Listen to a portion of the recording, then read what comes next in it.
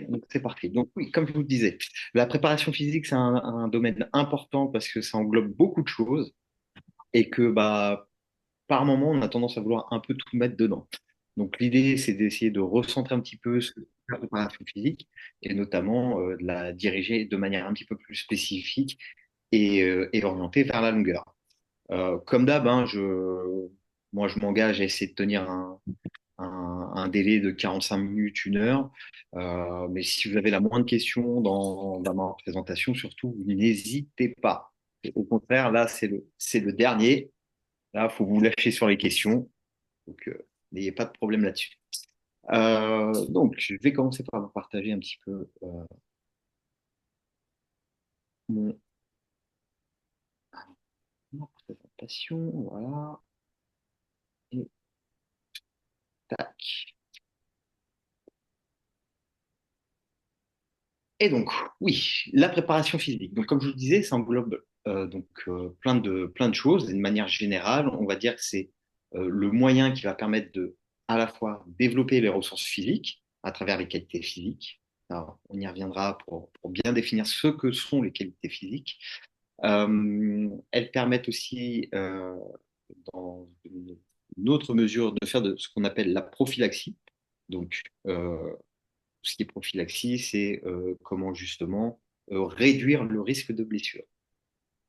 Voilà. Et je parle bien de réduction de risque, parce on n'est jamais sûr à 100% qu'une blessure n'arrivera pas. C'est pas notre but, mais voilà, la préparation physique est un outil et un des meilleurs outils qu'on ait à notre disposition euh, pour justement réduire et minimiser ce risque de blessure. Et enfin, c'est un soutien essentiel à l'apprentissage technique. C'est-à-dire que si par moment on atteint certains paliers techniques, c'est parce que on n'a peut-être pas les ressources physiques nécessaires. Et en ça, la préparation physique va vous permettre de taper juste dans les bonnes qualités pour justement passer ces filières-là. Enfin, pas ces filières, mais passer ces caps-là et les difficultés que vous pouvez rencontrer d'un point de vue technique. Donc, l'idée un petit peu de ce soir, ça va être d'identifier les qualités physiques déterminantes, ok. Savoir construire une préparation physique et un travail technique, adapter les charges et contenus selon la période et le profil de l'athlète. Donc oui, on essaiera on va partir un petit peu de termes assez généraux pour être un petit peu plus spécifique, voir justement comment est-ce qu'on identifie, avec quel outil on peut travailler sur la prépa physique. Et ensuite, on essaiera d'identifier tout ça et de mettre tout ça au cœur d'une programmation pour essayer d'avoir un peu de cohérence. Je vous reprends un petit peu, là maintenant, vous commencez à en avoir l'habitude, hein, mon petit labyrinthe. Et donc là, vous voyez qu'aujourd'hui, le terme de la préparation physique est vraiment un thème central, moi, dans ma vision, justement, qu'est le saut en longueur. Et que tout va venir impacter, justement, mes dimensions physiques et mes qualités physiques. Mes qualités physiques qui sont la vitesse, la force, la souplesse, la coordination. OK. En gros, on va dire que ce sont mes quatre priorités. Et il y a un petit peu d'endurance quand même. Alors, la vitesse, bon, ça on l'a déjà abordé, hein. Vous avez bien compris que la vitesse était un déterminant de la performance du sauteur en longueur et était très clairement lié à la discipline, d'accord? La force l'est également, parce que c'est ce qui permet justement le couplage force-vitesse, c'est ce qui va nous permettre justement de développer de la puissance et de la résistance aux impacts et à l'impulsion. Ok. La coordination est un élément essentiel. Et la coordination, justement, pour éviter que ça soit un mot un petit peu fou, ou juste le réduire à de la dissociation segmentaire, rappelez-vous que la coordination, c'est de l'ordre. On met de l'ordre dans ces mouvements. Et l'ordre, finalement, c'est quoi? C'est le O pour orientation, le R pour rythmicité, le D pour dissociation, le R pour réactivité, pardon, et enfin le E pour équilibre. Ok. Quand vous avez tout ça, là, concernant la coordination, eh ben, vous êtes sûr de taper juste. Ok. Et puis, forcément, on va travailler un petit peu l'endurance, mais pas comme on pourrait le penser. D'accord. Un sauteur en longueur, par exemple, n'a pas forcément besoin dans son entraînement de faire des footings, de faire de gros aérobies ou d'avoir une VMA très élevée. Pourquoi? Parce qu'on est sur une discipline euh, où on va être sur de la répétition d'efforts très intenses et très courts, et non pas sur quelque chose qui s'inscrit dans la durée. Cependant, un concours de saut en longueur dure à peu près 1h30. Si à cela, on doit rajouter l'échauffement, on est presque sur 2 heures à 3 heures de pratique. Ok. Et donc ça, il faut être en mesure justement de pouvoir le développer dans le cadre du saut en longueur. Cette endurance-là, il faut la développer euh, dans le cadre du saut en longueur. D'accord? Donc là, comme vous pouvez le voir dans mon schéma, ok, il y a plein de flèches là qui viennent justement impacter cette dimension physique. Ok. Et il y a tout qui interagit, que ça soit ma manière de courir, mon impulsion, comment est-ce que je vis ma suspension. Il y a aussi des impacts un petit peu sur les autres dimensions. Voilà. Donc c'est vraiment quelque chose de central. Et de toute manière, c'est simple, hein, dans nos activités sportives, ou même de la vie quotidienne, eh ben, elles ont un impact justement sur cette dimension physique. Non, maintenant, je vais couper mon partage. Voilà. Donc, si on va un petit peu plus loin, justement, dans euh, la définition, on peut se dire que la préparation physique est l'ensemble des méthodes et des moyens d'entraînement destinés à développer les qualités physiques d'un individu afin d'optimiser sa performance, prévenir les blessures, soutenir la charge spécifique de son activité sportive. Là, le mot important, euh, que j'ai envie de dire, c'est soutenir la charge spécifique. Donc, ce qui induit qu'en fait, il faut bien connaître sa discipline pour pouvoir faire une préparation physique adaptée. La préparation physique de mon sauteur en longueur n'est pas la même que celle de mon triple sauteur ou que de mon perchiste ou même que de mon sprinter. Il y a des éléments qui vont faire que je vais avoir des différenciations, même si les disciplines peuvent avoir des éléments transversaux. Et bien là, plus je vais connaître ma discipline, plus je vais taper juste dans les propositions de séances de préparation physique que je vais faire. Et attention, on va être très très clair aussi là-dessus. La préparation physique, c'est pas seulement aller à la salle et soulever des poids. Ok. Ça, c'est de la musculation, c'est du renforcement musculaire euh, qui rentre bien sûr dans la préparation physique, mais il ne faut pas le réduire qu'à ça. Donc, la préparation physique est l'outil qui permet à l'athlète d'encaisser, d'exprimer et de répéter l'intensité maximale propre à sa discipline au moment exact où la performance est attendue. Donc là aussi, une notion qui est importante, c'est cette notion d'intensité maximale propre à la discipline et de performance au moment attendu. Ça veut dire qu'il y a aussi une logique de progression et une logique euh, d'avancement dans la saison. Donc, on a vu déjà un petit peu ce qu'étaient les qualités, donc ce qu'étaient oui, les qualités physiques, donc, la force, la vitesse, la coordination, la souplesse, l'endurance. On parle aussi souvent de préparation physique générale, orientée ou spécifique. Ok. Donc, ma préparation physique générale, euh, on va dire, c'est les généralités un petit peu de, de ce qu'un athlète doit être capable de faire, savoir courir, faire des bondissements, lancer des medicine balls. Déjà, on est dans cette chose-là, c'est déjà très très bien. Savoir rebondir et avoir les gestes de base sur les mouvements d'haltérophilie, que sont le squat, les arrachés, les soulevés de terre euh, et puis les épaulés. Si à ça, on rajoute aussi des choses qu'on pourrait appeler du conditioning, la condition physique générale, on peut rajouter des pompes, des tractions. Ok. Je rajouterai d'autres choses encore qui peuvent paraître, quand je vais vous le dire, vont vous paraître évidents, mais voilà, de manière générale, on est sur ça. Orienté, on va commencer à rentrer petit à petit dans la discipline. Donc, on va aller de plus en plus vers de la vitesse, vers des notions d'accélération, vers des mouvements un peu plus spécifiques, des gammes un peu plus spécifiques liées à l'impulsion. Ces choses-là, comment est-ce que je les intègre petit à petit? Euh, les notions aussi d'agilité, d'habilité un peu motrice, là, on commence à les faire rentrer dedans. D'accord? Elles deviennent un peu plus orientées.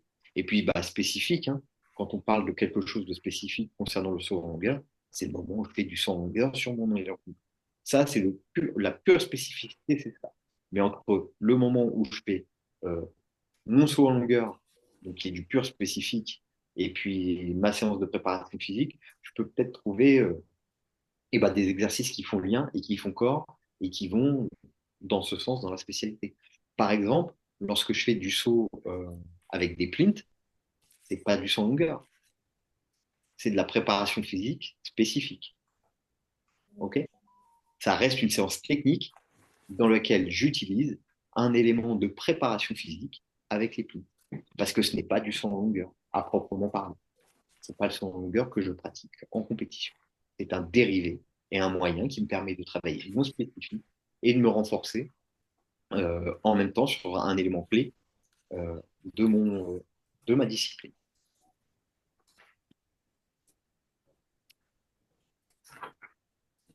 Tac, tac, tac, bah, ça, on l'a déjà vu. Hop, on l'a déjà mis deux fois. Ok. Euh, voilà, dans l'idée, là, vous avez une petite pyramide. Donc, qui vous montre un petit peu ce qu'est le fondement et ce que doit être le fondement un petit peu de l'activité physique autour du saut en longueur. Si je pars de ma base, donc on va parler de mouvement fonctionnel, mais surtout, on peut parler de mobilité, d'agilité, et on pourrait même réfléchir de manière un peu plus loin à la maîtrise de mes gammes en athlétisme. D'accord? Pour ça, il y a des possibilités aussi d'évaluer la mobilité de ces athlètes pour voir s'ils sont assez fonctionnels ou pas, s'ils bougent bien, s'ils ont assez de souplesse de cheville, souplesse de hanche, il n'y a pas trop de restrictions au niveau de leur rotation. Okay. Donc ça, il y a des tests qui existent. Donc il y a le FMS qui est quelque chose d'assez complet. Il y a une version un peu plus réduite qui s'appelle le SMS et qui vous permet de faire justement un scan et de proposer justement ensuite des exercices pour progresser là-dessus. Et ça, cette base-là, plus elle va être large, plus elle va me permettre d'être un soutien important et fondamental à mes qualités physiques que là, je vais venir développer à travers les exercices de musculation, d'haltérophilie, à travers mes sprints et des activités qui sont un peu plus énergétiques. Puis enfin, en haut de ma pyramide, je vais avoir tout ce qui va être spécifique, okay, de son longueur, mais également bah, ces exercices de gamme qu'on avait vus lors de la première visio, qui là, pour le coup, sont des gammes spécifiques et qui sont comment dire, un petit peu au, qui serait l'entre-deux, mon entre-deux couches. OK? Ce sont des exercices qui vont me permettre effectivement de passer des paliers spécifiques, mais également qui vont me permettre d'améliorer ma condition et mes qualités physiques et ma mobilité un petit peu générale spécifique. Et vous voyez, c'est cet aller-retour sans cesse qu'il faut faire entre ce qui est général, spécifique, et comment est-ce que je le verse ensuite petit à petit. Est-ce que vous avez déjà des questions par rapport déjà à ces premières portes d'entrée que je viens de vous donner? Est-ce que vous avez une autre manière un petit peu de voir la préparation physique, une autre définition ou autre chose?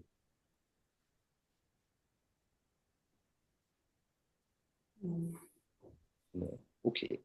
C'est que je suis, c'est que je suis assez clair. Ok. Si je reprends mon schéma là, alors, peut-être un petit peu plus en détail là-dedans. Euh,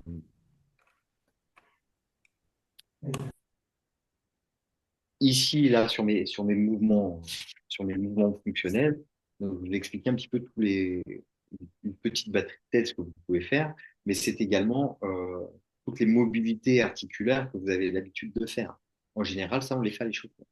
Maintenant, c'est réfléchir comment est-ce que je fais pour développer cette base-là et faire en sorte qu'ensuite, elle soit vraiment utile pour le reste. Dans la partie physique, par exemple, là, on a parlé de musculation tout à l'heure, et bah, finalement, ma mobilité, elle va être liée aussi à l'exécution euh, de mes mouvements en haltérophilie. Ok. Et maintenant, la question que j'ai envie de vous poser par rapport à ça, c'est est-il pertinent, quand on n'a pas la mobilité nécessaire, de faire certains mouvements et de charger ces mouvements parce que la discipline l'exige?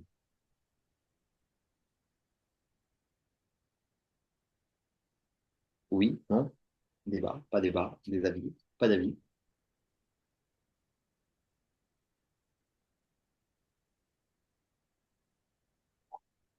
le calme. Ok, donc je vais essayer de me faire l'avocat du diable un petit peu.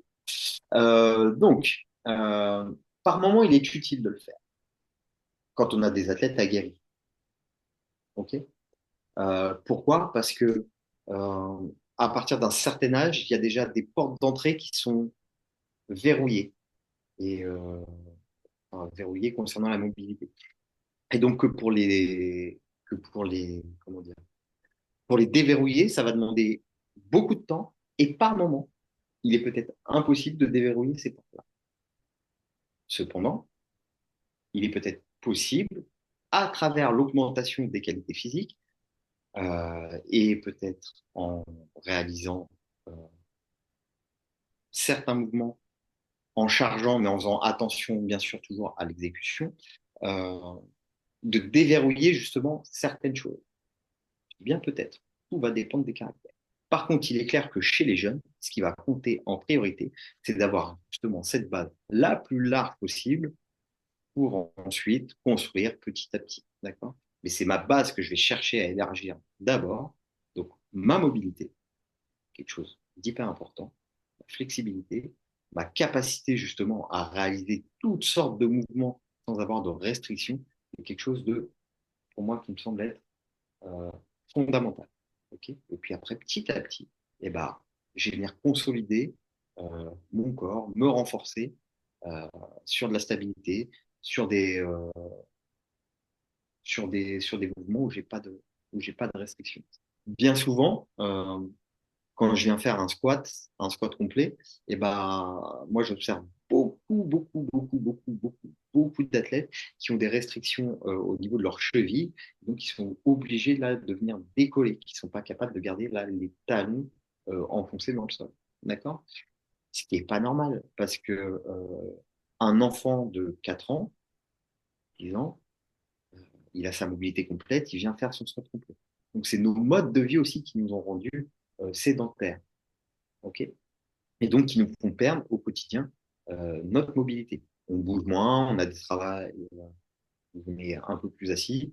Donc forcément, eh ben, ça joue sur notre mobilité aussi et face aux gamins aussi qu'on peut avoir et qu'on peut recevoir. Donc c'est pour ça que c'est important de passer du temps. Maintenant, moi, ce que je conseille sur cette base-là, c'est des choses que vous pouvez mettre en place sur l'échauffement, dans l'échauffement. Okay, plutôt que de faire un étirement passif, on sait qu'aujourd'hui, ça n'apporte pas grand-chose, on peut très bien avoir cette réflexion-là et se dire que bah, mon échauffement doit, lui, me servir à développer,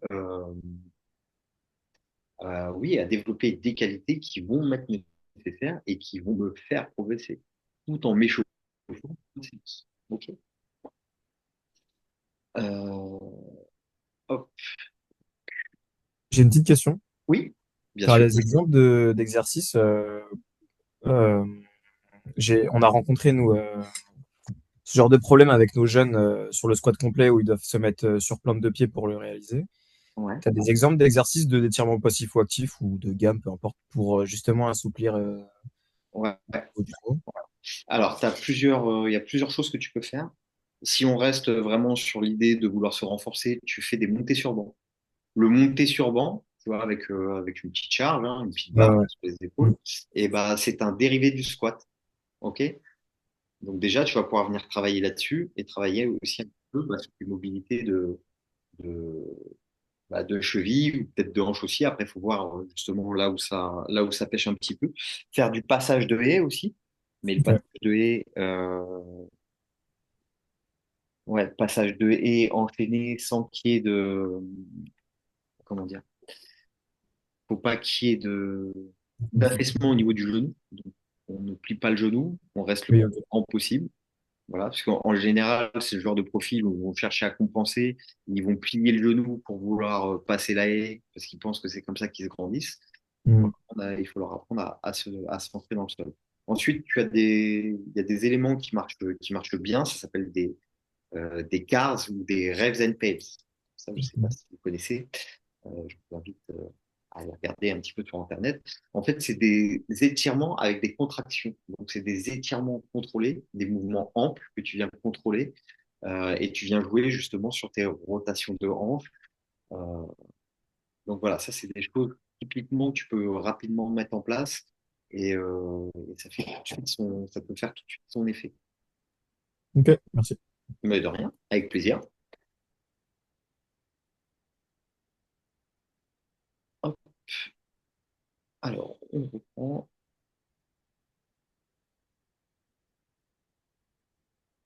Tac. Ok, donc une fois que j'ai ça qui est un petit peu clair en tête et que j'ai fait un petit peu toutes mes évaluations, mes tests, je peux avoir un peu un profil de mon athlète.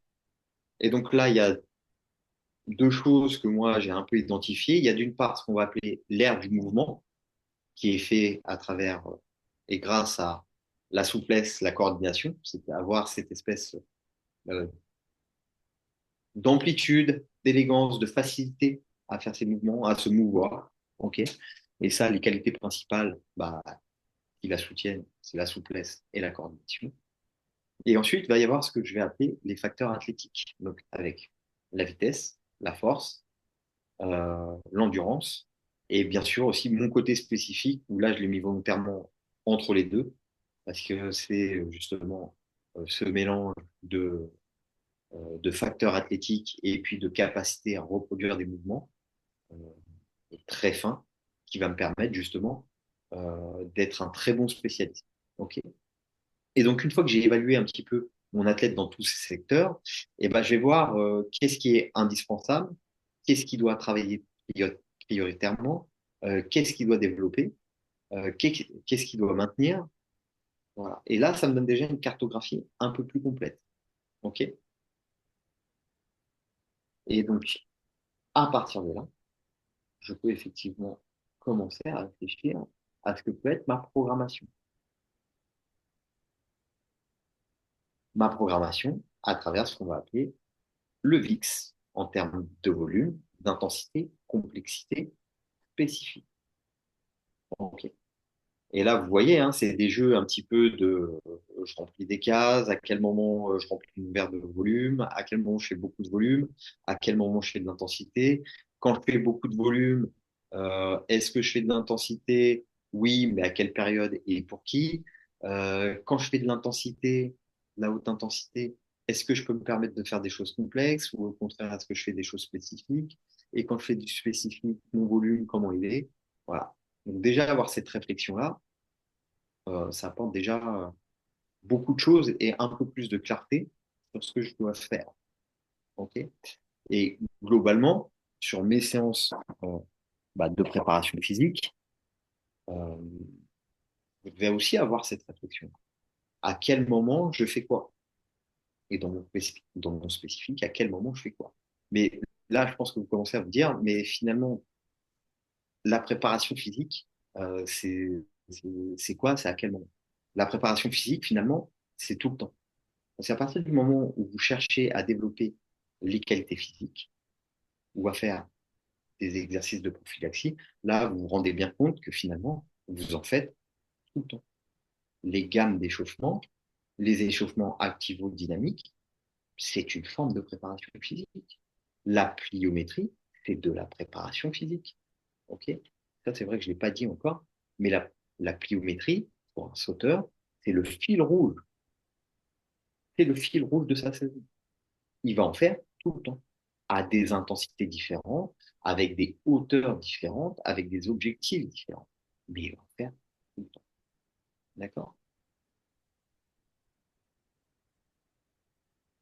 Donc l'idée, c'est de se dire la répartition, comment est-ce que je répartis mon volume d'intensité, de complexité et de spécificité. Euh, Quelles sont aussi les spécificités féminines? Est-ce que je fais la même chose euh, dans mes séances? lorsqu'il y a le début de leur période de règles? Oui, non. Forcément, là, il y a des adaptations à voir. Je ne peux pas faire le même volume d'entraînement à mes féminines lorsqu'elles sont en période de règles euh, qu'un volume normal d'entraînement. Notamment si je suis en période de prépa, en période de développement. Bah, non, je ne peux pas parce que physiquement et physiologiquement, ce n'est pas rentable. Ça les épuise plus qu'autre chose. Et donc, c'est pas ce qu'on cherche. Donc, ce qu'on cherche, c'est à optimiser. Et pour ça, il y a des fenêtres aussi. Donc, là, il faut les connaître.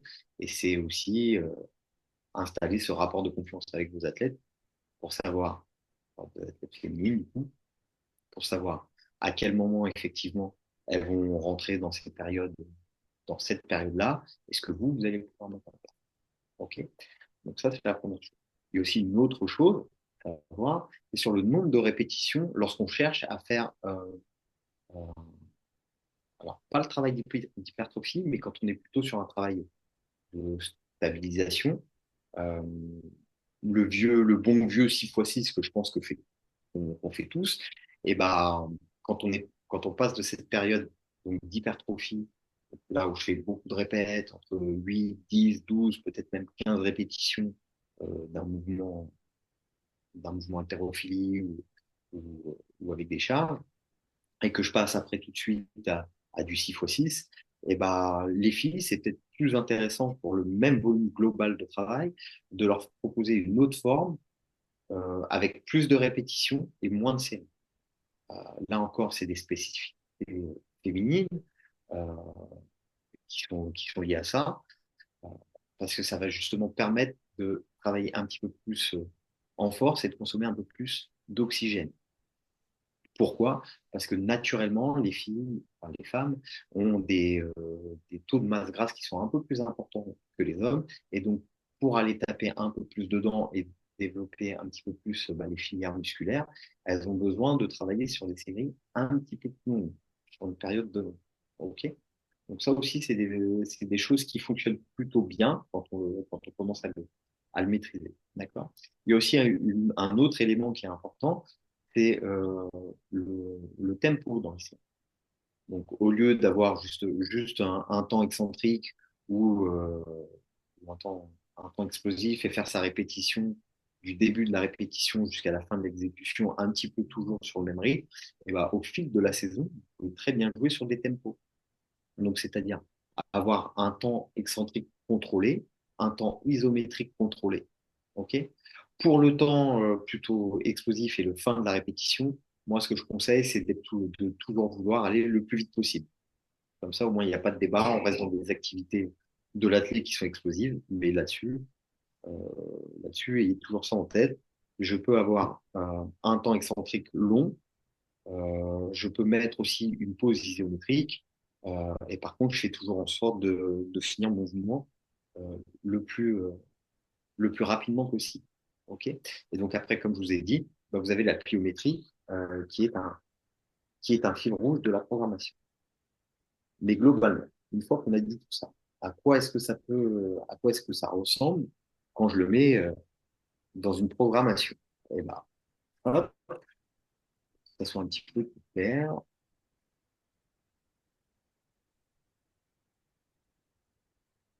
En gros, ça peut ressembler un petit peu à tout ça. Donc, l'idée, c'est vraiment d'avoir quelque chose d'un peu plus, ouais, d'un peu, pas forcément clair, mais au moins avoir une vision un petit peu générale de ce que je peux faire, qu'est-ce que je fais à quel moment, et, ouais, et dans quoi je m'embarque. Donc là, les histoires de tempo, par exemple, eh ben, vous voyez, j'ai une évolution du tempo au fil de ma saison. D'accord? Je travaille jamais sur le même tempo.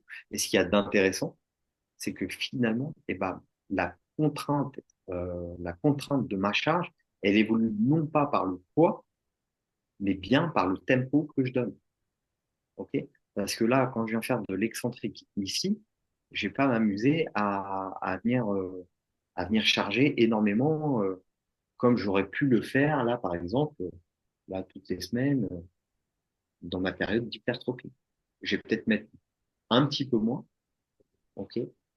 Et c'est là-dessus après que je vais pouvoir jouer aussi, avec des poses isométriques, par exemple, ici. J'ai pas besoin spécialement de faire tout de suite du très très lourd. Le très très lourd, je me le garde peut-être pour un peu plus tard. Là où je fais monter mes ressources au max, là où j'ai besoin que les gars ils soient au taquet. Mais en attendant, bah, j'ai développé d'autres ressources qui vont protéger et qui vont permettre justement à mes athlètes de répondre aux exigences de leur discipline, qui vont leur demander d'être finalement le plus résistant possible à cette charge à l'appel, parce que je vous rappelle qu'au moment où on vient poser le pied sur la planche, et ben, il vient s'exercer à peu près 9 à 10 fois le poids de corps bah, sur une jambe d'appel, d'accord. Et pour résister et pour perdre le moins de vitesse possible lors de mon impulsion, et ben, je vais être capable de résister.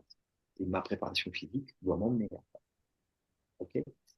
Euh, et puis là aussi, vous voyez, vous avez les différents cycles que je peux choisir de mettre. D'accord. Donc, du volume, de l'excentrique, de l'hypertrophie, du statodynamique, de l'explosif. OK? À quel moment est-ce que je fais du travail général? À quel moment je fais du travail orienté, euh, spécifique, orienté, spécifique, et ainsi de suite. OK? Et je pourrais même aller plus loin. C'est vrai que là, je l'ai pas marqué, mais j'ai des périodes aussi d'affûtage. Et ma période d'affûtage, finalement, qu'est-ce que c'est? Eh ben, c'est une ou deux fois dans l'année. Il ne faut pas y en avoir plus que ça. Sinon, on passerait notre temps à faire ça et puis à se désentraîner. Mais ça va être cette petite période de 7 à 10 jours avant une des compétitions les plus importantes où je viens euh, faire moins de volume, être vraiment plus dans le spécifique et peut-être de temps en temps rajouter des éléments que je n'ai pas fait depuis un an afin de re-solliciter à nouveau certaines filières. Ça peut même être fait un petit peu avant à travers la musculation, à travers ce qu'on peut appeler un petit rappel de force. Donc, comment est-ce que vous orientez vos séances. Ok. Euh, donc l'idée, c'est vraiment de se dire, ok, bon, je, là, j'ai ma programmation qui est un peu plus claire dans ma tête. Je sais que j'ai plein d'outils dans mes répétitions sur lesquelles je vais pouvoir jouer avec mes tempos, avec mes féminines. Euh, bon, ça me parle un petit peu au niveau de la salle, mais après, comment est-ce que je peux le mettre en place concrètement sur le terrain? Je vais, je vais vous montrer un petit peu euh, une semaine, une semaine type. Voilà. Donc, l'idée, c'est de s'entraîner 5 jours. Ah, comme par hasard, je mets quand c'est un jour férié. Hop, voilà. Parfait. J'ai des chariots en plus dessus. Donc ça, c'est parfait. Euh... On va rester là sur le pied. Donc là, j'ai ma semaine type. Donc, le lundi, je fais de la prépa physique. OK. Donc là, dans mes échauffements, il y a tout ce qui va être donc, neurodynamique. Donc, c'est des espèces d'exercices qui vont me permettre justement de favoriser les glissements nerveux pour avoir de meilleures réponses et justement gagner un petit peu en mobilité. Les Pelsenres dont je vous ai parlé, et là, vous pouvez venir travailler un petit peu sur toutes les articulations et venir travailler sur toutes les amplitudes. Euh, je vais travailler donc sur les haies et sur les gammes basiques. D'accord. Ensuite, donc, je vais travailler sur des squats unilatéraux, donc des squats pistoles sur caisse, je vais travailler mes adducteurs, un peu de kettlebell, un peu de tirage de dos. Ok. Des petits circuits où on va venir travailler des choses un peu spécifiques, notamment là ici à travers des gammes d'appel, de la pliométrie. Et là, on était donc sur un parcours de pliométrie et enfin un parcours d'agilité. Ok. Ensuite, si on reste dans l'idée de la préparation physique, bah là, je vais être dans ma séance de course le mardi, donc vitesse courte, explosive, ok, pas de souci. Euh, donc j'ai des cours sur petit et j'ai des départs, ça c'est une peur de séance, ok. Mais en amont, eh ben, j'ai quand même du travail spécifique à travers les retenues élastiques sur le fronton. C'est pas vraiment du sprint en fait. Je suis pas dans le sprint pur, je suis pas dans la course d'élan, c'est pas du travail spécifique. C'est un travail de course avec retenue. Donc, forcément, je vais solliciter des forces extérieures qui vont venir travailler sur mon système afin de le renforcer. Ok. Et puis on est reparti aussi sur des squats, cette fois-ci au TRX, donc affûté, des petits renforts de psoas élastiques et des medicine balls en arraché. Donc des sauts sur pin, là, par exemple, donc là qui sont aussi du renforcement à travers un travail spécifique. Mon jeudi, j'ai ma séance de muscu. Ok. Donc là, on faisait des tests aussi Mike Jones, je crois, à cette période-là. Donc, hop, et là, vous voyez ce que je vous disais. Donc là, je suis chez une jeune demoiselle qui va faire un 4x9 sur les squats avec ma petite pause ISO à 70-80%. Hop. Pareil pour les épaules, sauf que là, j'ai pas de tempo pour les épaules, ça m'intéressait pas. Et si je vais, par exemple, chez un jeune homme, bah là, vous voyez, eux, ils étaient sur du 6x6, mais avec un temps excentrique plus important.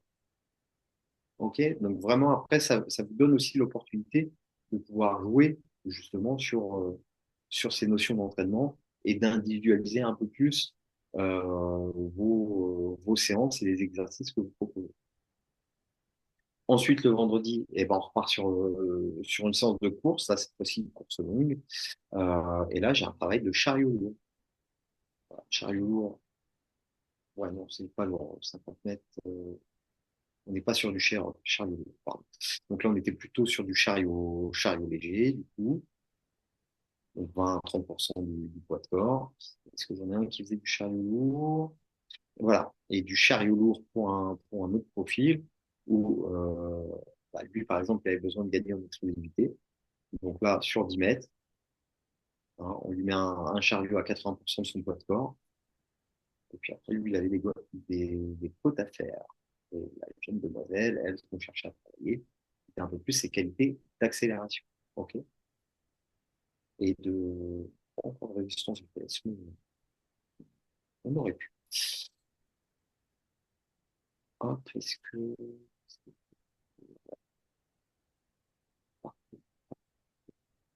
Donc, l'idée vraiment, c'est une fois que vous avez fait un petit peu ce topo de vos outils et de l'évaluation de vos athlètes, euh, c'est vraiment de vous donner justement toutes ces ressources-là et d'enrichir vos programmes pour répondre vraiment aux besoins d'une part spécifique de la discipline, mais aussi de venir enrichir vos athlètes euh, bah, justement à travers la connaissance que vous pouvez avoir d'eux et de tout ce que vous allez pouvoir mettre en place.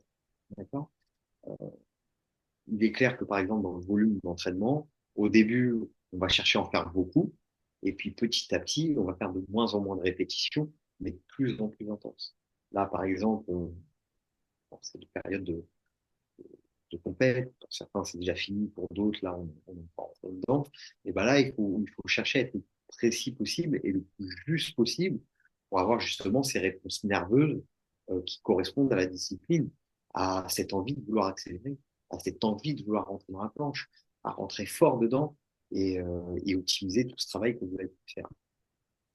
Euh, il est clair aussi que tout le travail donc, de prophylaxie que vous allez mettre en place euh, sera un soutien indéniable euh, à votre système d'entraînement parce que il n'y a rien de pire qu'un athlète blessé, parce que finalement, un athlète blessé, c'est un athlète qui ne s'entraîne pas ou qui ne peut pas se confronter à la spécificité de sa discipline. Donc, plus vous allez réduire ce risque de blessure. Et encore une fois, je le dis, le risque zéro n'existe pas. Okay, il y aura toujours des petits pépins, des choses qui arriveront. Le but du jeu, c'est de chercher à le réduire le plus possible. Et pour ça, il faut travailler de manière un petit peu holistique, avec un regard très, très général sur ce que vous avez, sur les éléments dont vous disposez et sur la discipline. Et en même temps, être capable justement de faire la loupe et de venir taper juste sur des éléments qui sont un peu plus précis. Mais en même temps, eh ben, votre préparation physique, comme je vous l'ai dit tout à l'heure, eh ben, ça va être un élément important pour passer des caps. physique, mais aussi technique. Et c'est parce que vous liez les deux qu'il y a des progrès dans la discipline.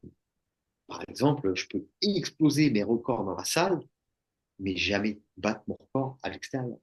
Ça veut dire qu'il y a quelque chose sur lequel vous êtes passé à côté. Et quand on passe à côté de ça, ça veut dire qu'on est passé à côté de l'essentiel. L'essentiel, je le dis, je le redis, c'est le sans longueur. C'est pratiquer sa discipline et trouver les bons éléments, les bons exercices qui vont me permettre justement de me renforcer et de taper juste là-dessus. D'accord?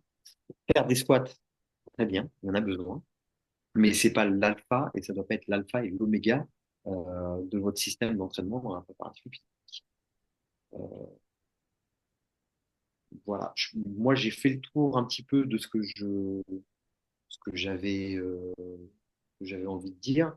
Maintenant, je pense que ce qui serait peut-être intéressant, c'est peut-être d'échanger un petit peu vous avec vos pratiques et de voir s'il y a peut-être des éléments que vous souhaitez qu'on pousse peut-être un petit peu plus ou des choses que j'ai pu dire là qui vous paraissent pas claires. Donc c'est à vous, c'est le jeu des questions, questions-réponses ou échanges. Voilà.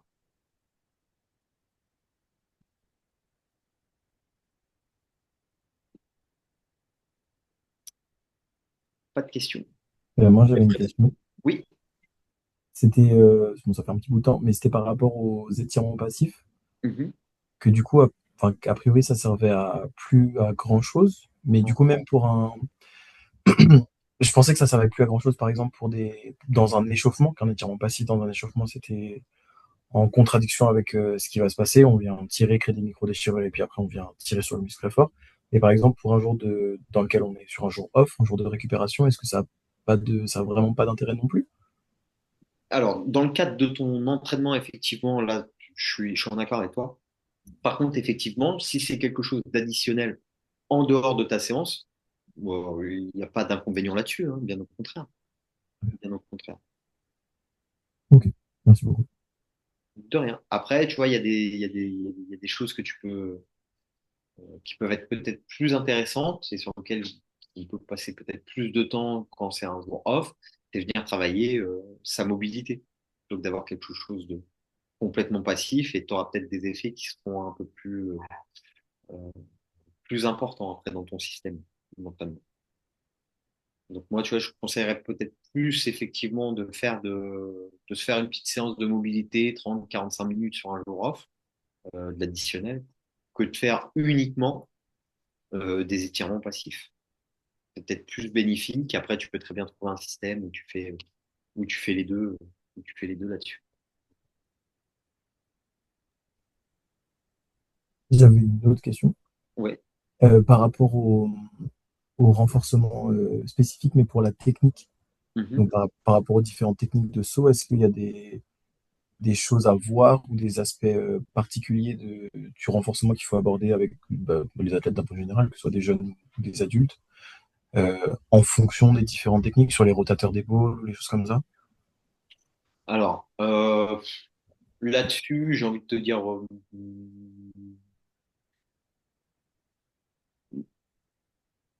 oui et non. Non, dans le sens où il n'y a pas vraiment de choses spécifiques à faire en salle qui vont te permettre justement d'ajuster tout ça, ok, et d'optimiser tout ça. Par contre, tu vois, sur le terrain, à partir du moment où tes gamins, ils impulsent bien, ils sautent bien, bah, tu peux commencer à leur mettre des contraintes, tu vois, dans les mains, des élastiques, par exemple, qui viennent caler ici, pour justement les forcer là à rentrer et à vouloir réagir. Si tu observes effectivement qu'il y a peut-être des petites rétentions là au niveau des épaules, est-ce que ça vient du fait que bah, peut-être que j'ai un carré des lombes qui est pas assez musclé? Est-ce que effectivement j'ai des soucis articulaires et là tu peux venir travailler sur tes carves à l'échauffement? Est-ce que le fait de venir travailler avec des poids ici en rotation, est-ce que ça peut justement favoriser et optimiser bah, mon gainage, mon alignement? Voilà, c'est des choses que tu peux faire. Après, euh, tu vois, j'ai envie de dire que là-dessus, t'as pas de point précis forcément à travailler. Ce qui va vraiment compter si tu réfléchis un peu spécifique et renforcement spécifique, c'est la qualité de ton impulsion. Comment est-ce que je fais justement pour la renforcer? Une fois que j'ai toutes mes gammes qui sont bien maîtrisées, euh, que j'ai les sorties comme je veux, que je les vois résister comme il faut, quelles contraintes je vais pouvoir leur mettre? Des plints, euh, peut-être une petite barre sur le dos pour faire euh, faire justement ces gammes spécifiques, un gilet lesté, des outils dans les mains. Bon, c'est à toi de voir. Est-ce que c'est quelque chose que je peux très bien faire en salle, c'est-à-dire mimer une impulsion, c'est-à-dire impulser sur un banc et faire remonter ma jambe sur une barrière de pli de ce type, ça peut être ça aussi, tu vois, par exemple. Ok. Mais à proprement parler, juste pour la technique pure et faire le transfert sur de la rotation, c'est pas vraiment en salle que tu vas le trouver, mais c'est plus sur des petits exercices un petit peu d'agilité, de coordination, d'habilité. Ça marche. Merci beaucoup. Mais je t'en prie. Alors, peux-tu préciser les tests FMS et SMS? Alors, le FMS, j'ai pas forcément de choses à vous présenter. J'ai essayé de voir ce que j'ai dans mes archives sur le SMS dont je parlais tout à l'heure. Alors, je vais vous trouver ça.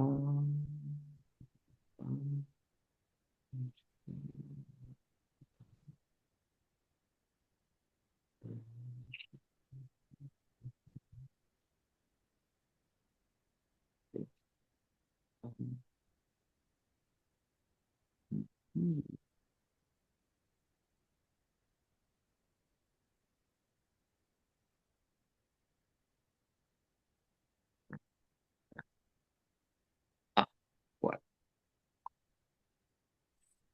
Je vais prendre.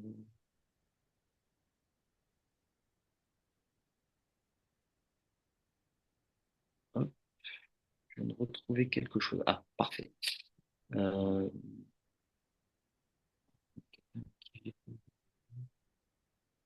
pardon. Alors, juste le temps que ça s'ouvre. Hop, et je vous montre tout ça. Donc là, ce que je vais vous présenter, c'est la version un peu courte du FMS, qui s'appelle le SMS. J'ai le livre aussi, donc je vous le mettrai, je vous mettrai les références du livre qui parle justement de ça.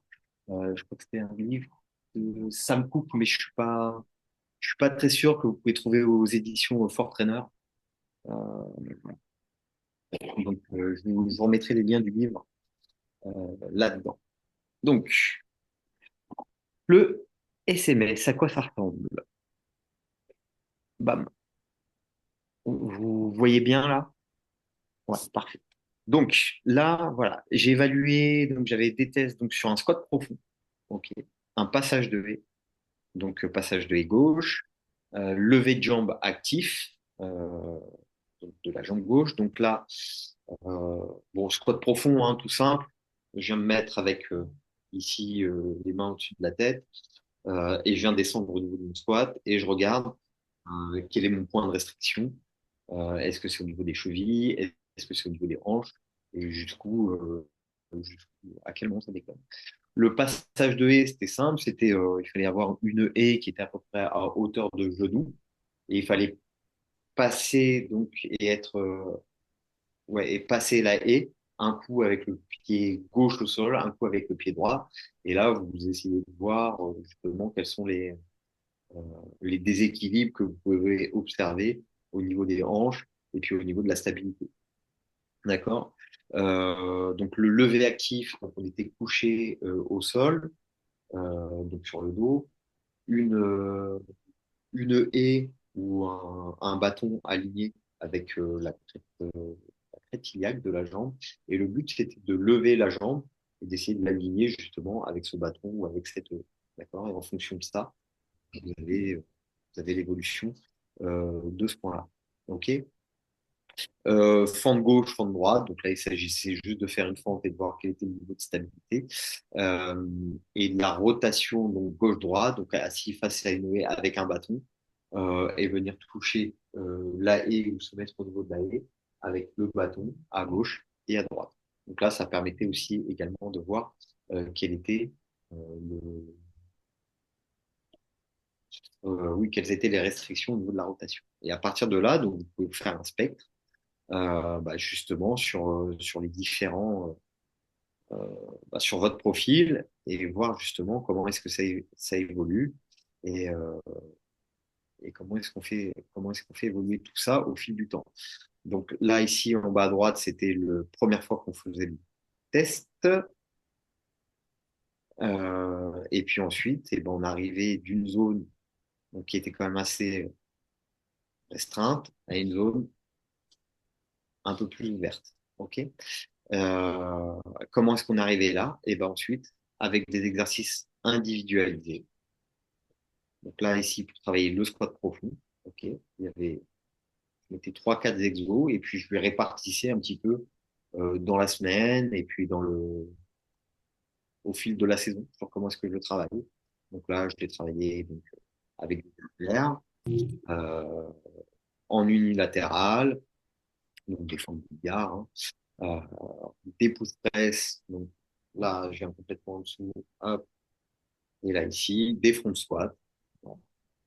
Du passage de haie aussi, ok, pour venir travailler donc, l'équilibre, des étirements de la hanche, euh, les gammes de base, donc là, venir faire des montées de genoux ici, donc face au sol, face au ciel, passage de haie, le gainage, donc là, c'était pour améliorer donc, son passage de haie, donc là, le gainage, avec des exercices, des positions chien tête en haut, chien tête en bas, montée de genoux lente sur support, et voilà. Et puis vous aviez toute une gamme après d'exercices en fonction de ce que vous avez pu identifier.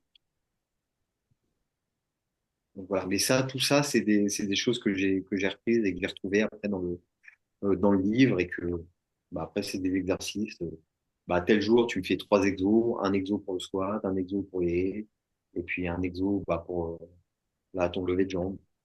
Le lendemain ou 2 jours après, on fait d'autres exos. Et puis après, on les fait évoluer petit à petit. On reteste, on reteste, on reteste, on reteste. Hop, une question dans le chat.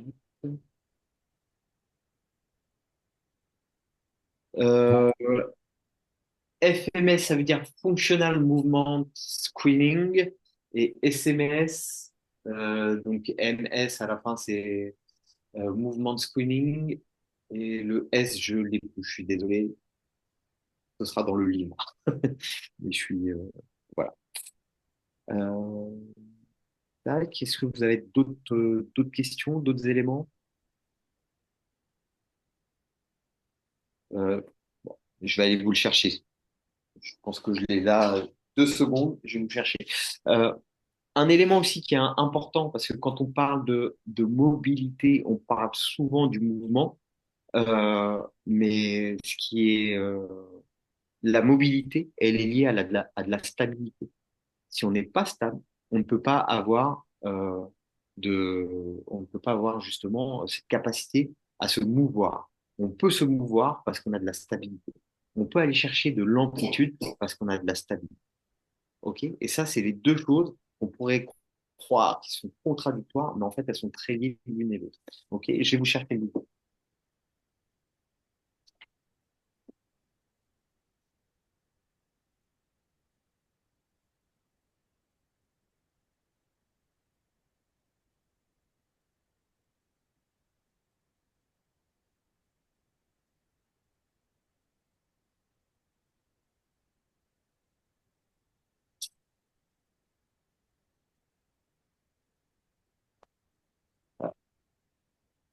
Il est- Pour une fois que mes affaires sont bien rangées, je n'ai pas mis longtemps à les trouver.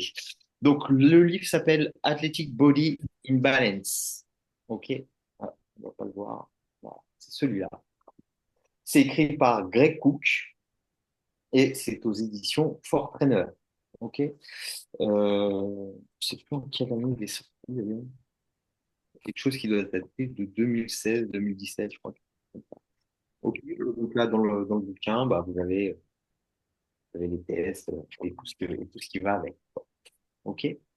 Voilà. Mais je vous le remettrai dans le même récap que je vous ferai, je vous remettrai je vous remettrai ça.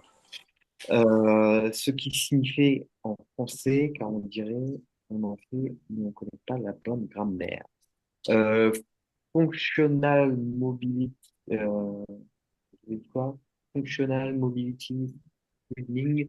En fait, c'est pour exprimer le fait que ça soit un scan de la mobilité et de la fonctionnalité de votre tête, quoi.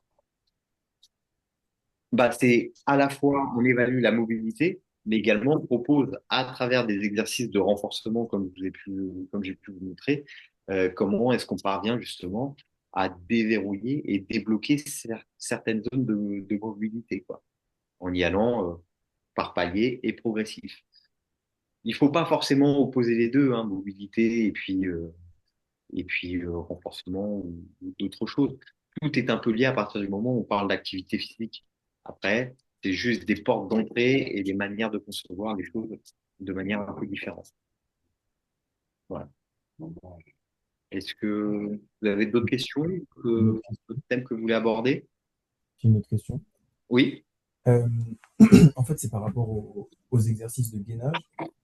Quels exercices de gainage sont primordiaux? Parce que du coup, tout à l'heure, ce qui était assez intéressant et vachement pertinent, c'est que quand on connaît la longueur, on sait on sait ce à quoi les gens, les enfants, les adultes vont être exposés, donc on sait sur quoi les renforcer.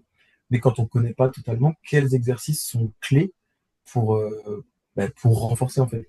De quoi est-ce qu'on a vraiment besoin en termes de gainage pur et dur? Comment trouver? Est-ce que vous avez des ressources? Je suppose qu'il y a un tas de livres, mais si vous avez des choses à conseiller ou des exercices spécifiques de, de gainage qui vont être pertinents pour le saut, peu importe la technique de l'utiliser. Ouais. Ouais, ouais, bien sûr. Bien sûr, bien sûr. Alors, il y a forcément bah, les exercices un peu traditionnels de planche, de tableau de gainage que vous connaissez. Euh, Est-ce que c'est utile de passer beaucoup de temps dessus? Non, ça peut être contre-productif. Est-ce qu'il faut passer du temps dessus? Oui, le tout, c'est de trouver la bonne mesure. Après, n'oubliez jamais que la chose essentielle, c'est déjà de commencer et d'y aller étape par étape. Donc, quand je fais des gammes, j'ai le droit d'être gainé. Quand je fais du passage de haie, c'est un exercice certes de mobilité, mais de stabilité. Et donc, je fais du gainage, en fait, quand je fais des. Parce que si je passe mes haies et que j'ai le bassin qui part dans tous les sens, là, je fais de la gesticulation. Donc, c'est aussi le niveau d'exigence qu'on va avoir sur des petites choses qui nous semblent être très, très simples, mais finalement qui demandent aussi d'être indéformables. Et c'est quand je travaille dans cette notion d'indéformabilité, pas facile à dire celui-là à 22 heures après l'entraînement et le week-end de compète. Donc, quand je cherche à travailler justement sur cette indéformabilité, et ben là, je tape juste. Là, je suis dans le correct. OK? Après, tous les exos que tu peux faire en termes de gainage qui vont être pertinents, purs et durs, tu peux aller chercher dans des exos de pilates. Si tu veux apporter une petite touche, Ok, voilà. Le pilate, super intéressant. Super ok, intéressant parce que ça te demande de venir travailler un petit peu sur ta respiration, sur des postures qui sont correctes et pas venir, comme on a souvent l'habitude de faire, de venir forcer ici. Non, nous, on cherche à grandir les lignes. OK? Et donc, dans ce sens, on travaille plus les crunchs comme on pouvait faire avant. Tu vois, ça se travaille d'une autre manière. On travaille de l'hypopressif. Il y a tout le travail que tu peux faire aussi sur le fishball, mais toujours en ayant cette volonté de vouloir éloigner la tête du bassin et de vouloir travailler bah, justement euh, sur ces différentes couches abdominales et notamment à travers le transverse, donc, qui est la couche la plus profonde de tes abdos, mais qui est la plus stabilisatrice. ok, super. Il y a des formes de tests pour savoir si, par rapport au gainage classique qui a été fait et tout, comment savoir si on en a. Enfin, c'est possible de créer un déséquilibre en fait chez des athlètes. Oui.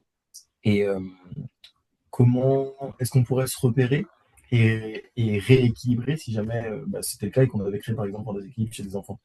Si là, du coup, avant ce webinaire, j'étais pas du tout au courant des licences du pilote, tout ça, que j'ai fait que de la planche à outrance avec les enfants.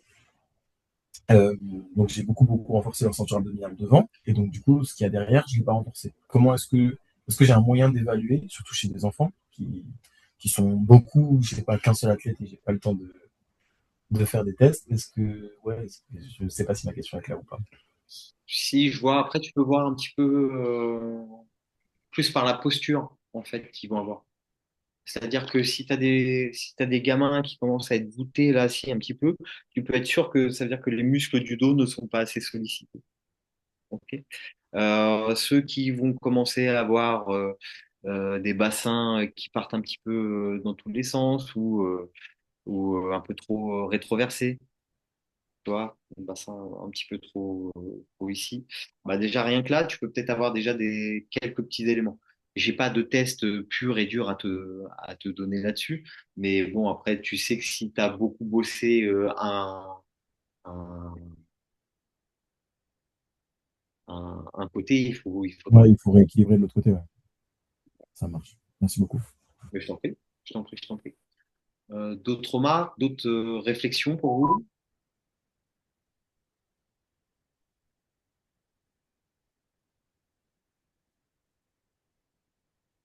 Michel, un petit partage d'expérience.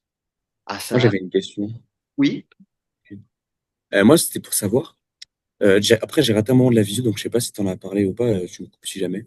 Mais en gros, savoir comment tu quantifiais tous les rebonds par rapport à différents moments de la saison. Est-ce que tu comptes le nombre de rebonds? Est-ce que tu prends en compte combien de fois ils vont sauter, combien de fois ils vont faire de la plio dans une séance, etc., selon le moment de la saison? Ou alors ça, tu t'en occupes pas et juste tu fais aux sensations. Comment tu fais un peu pour quantifier et suivre ça?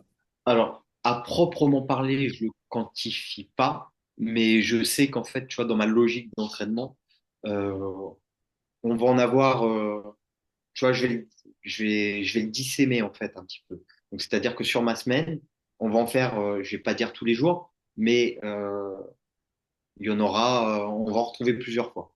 Ok.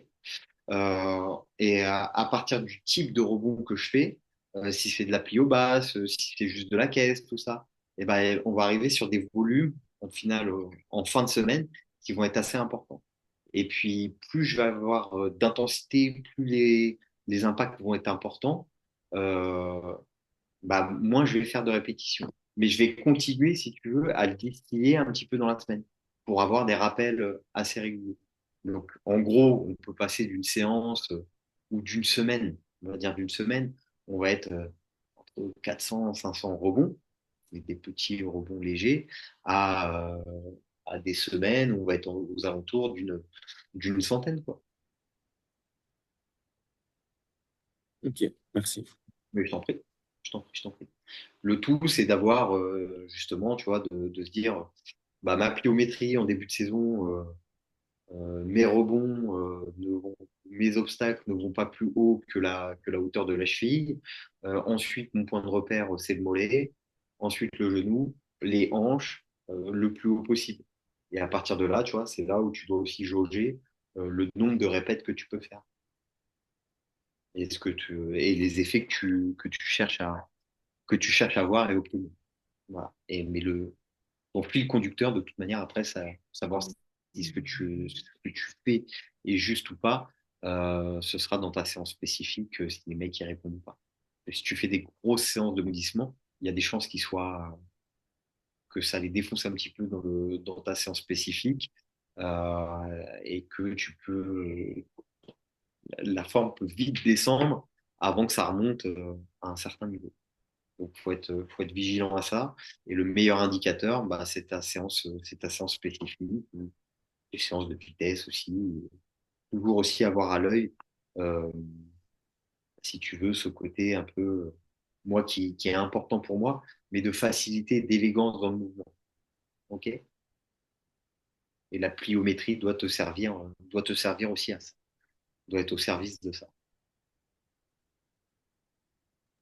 Ok, merci. Je t'en prie. Est-ce que vous avez d'autres remarques, d'autres peut-être partages d'expériences ou réflexions? Sinon, on va clôturer.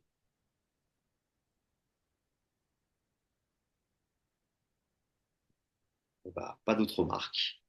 Eh ben, écoutez, merci à tous. Ça a été un plaisir de partager ces 3 soirées avec vous. Dernière question. Comment tu prends en compte les préférences motrices dans ton choix des exercices séances?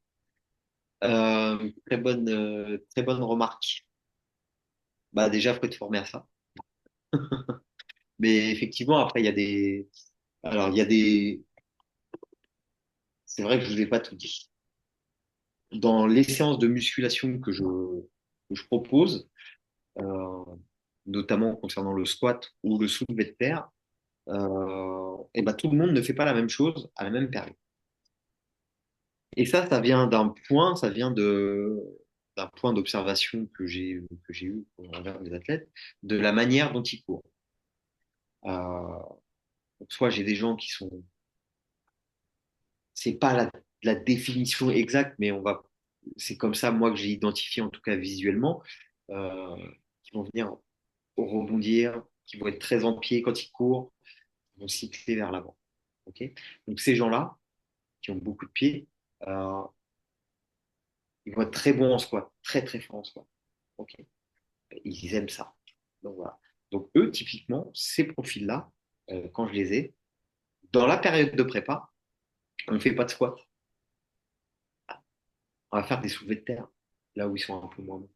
Là où eux, là où ils sont moins bons, c'est la chaîne postérieure, venir résister, euh, parce que se propulser, ça, ils savent le faire facilement.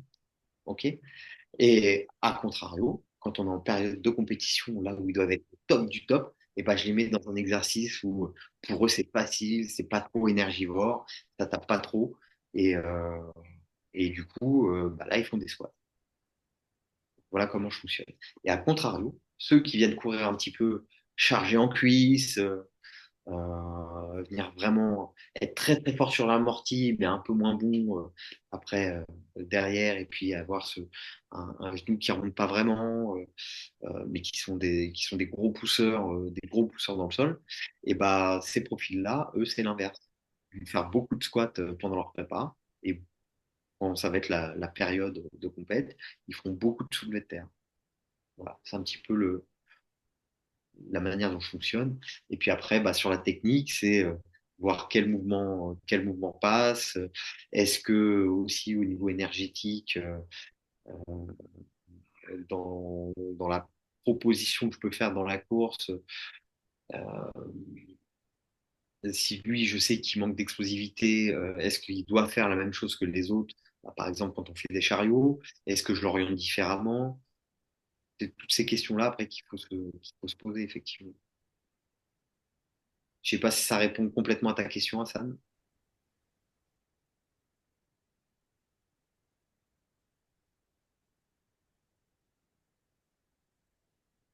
Un peu. De toute façon, nous aurons l'occasion d'en discuter devant un bucket.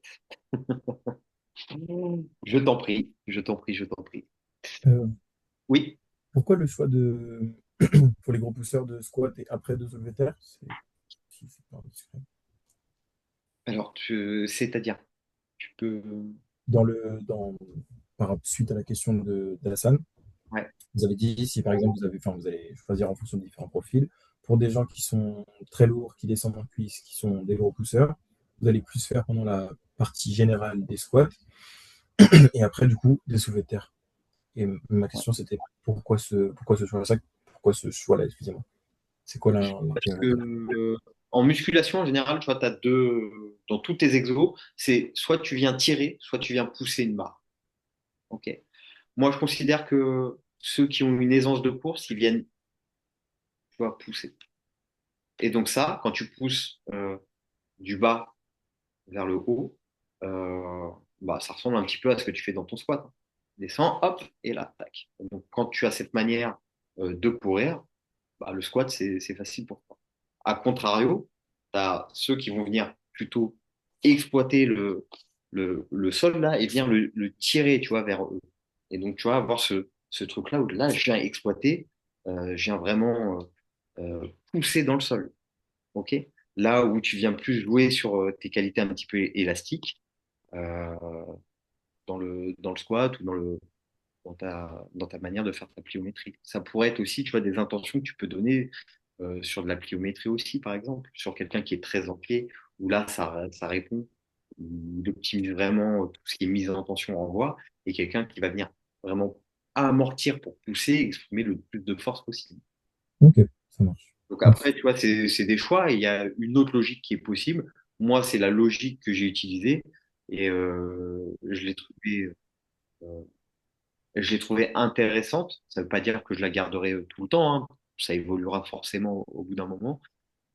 Mais je l'ai trouvée pertinente parce que sur la période de compète, du coup, tu vois, je suis dans des exercices qui, je trouve, sont moins énergivores. Parce que plus adaptés à ce qu'ils sont capables de faire et à leur nature. La nature de la tête ou la nature des exercices? La nature de l'athlète. D'accord. Ok, merci. Quelle place donnes-tu au ramener dans sa dimension physique? Euh, Alors, le ramener, c'est une conséquence de tout ce que tu fais et tout ce que tu mets en place avant. Mais si je devais juste rester sur la dimension physique du ramener, ça reste de la mobilité. Ouais, ça reste de la mobilité et c'est dans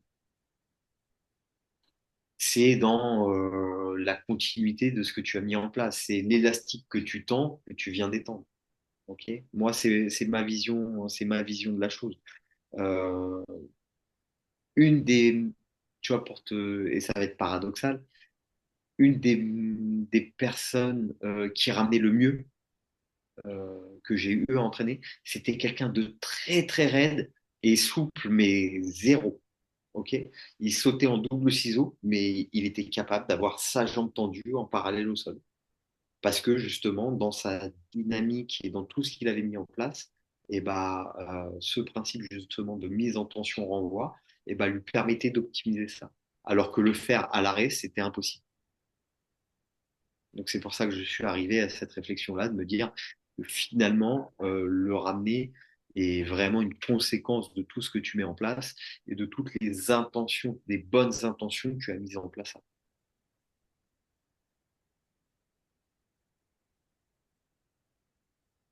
Je t'en prie, avec plaisir.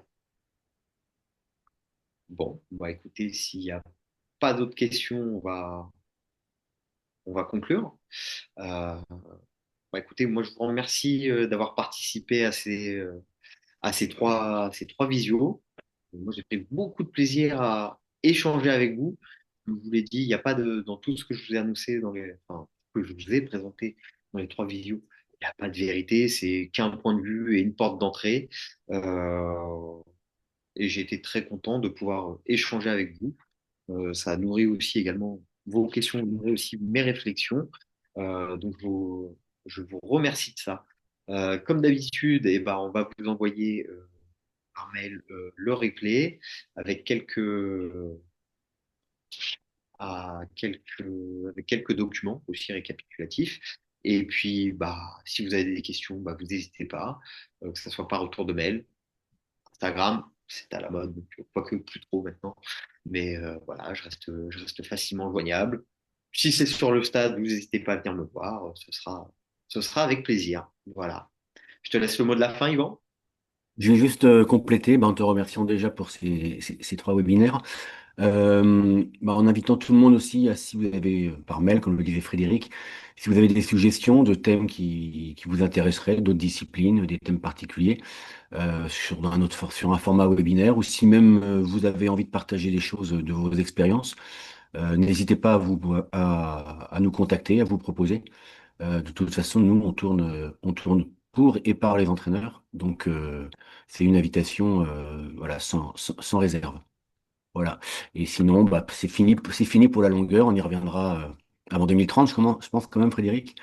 Mais, mais merci encore. Ouais. Bah, merci à toi et merci à tous.